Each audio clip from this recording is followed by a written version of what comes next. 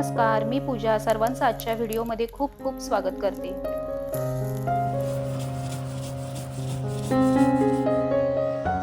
आज मी बनवणार आहे सुक्या बोंबलांची चटणी.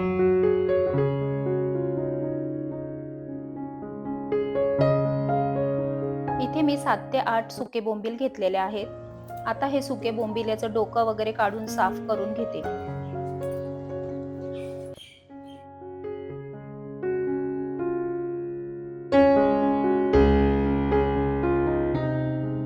बोंबील साफ करून त्याचे असे छोटे छोटे तुकडे करून घेऊया. आता हे बोंबलाचे तुकडे चुलीमधल्या निखाऱ्यावर भाजून घेऊया.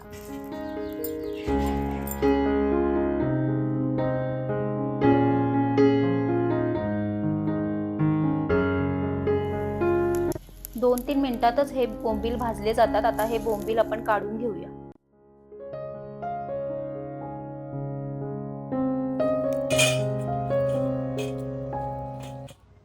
आता पाट्यावर 8 ते 10 पाकळ्या लसूण मी ठेचून घेते.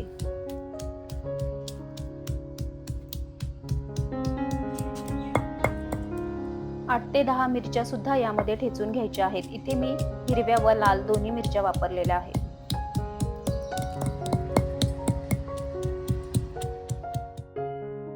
आता यामध्ये कोथिंबीर आणि चवीपुरतं जाडं मीठ घातलेलं आहे.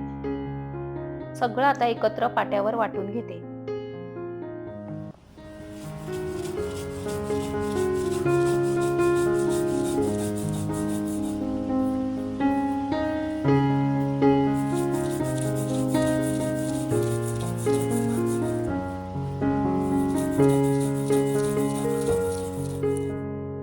आता चुलीमध्ये भाजून घेतलेले बोंबील सुद्धा आपल्याला पाट्यावर ठेचून घ्यायचे आहेत.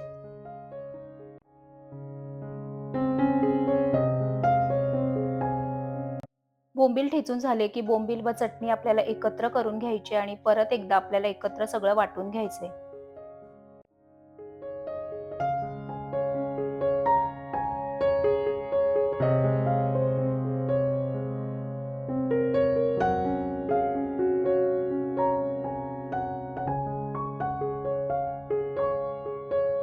तर अशा प्रकारे आपली सुक्या बोंबलांची चटणी तयार झालेली आहे. तर कसा वाटला तुम्हाला आजचा हा व्हिडिओ? आवडला असेल तर नक्की लाईक, शेअर आणि सबस्क्राईब करा. थँक्यू.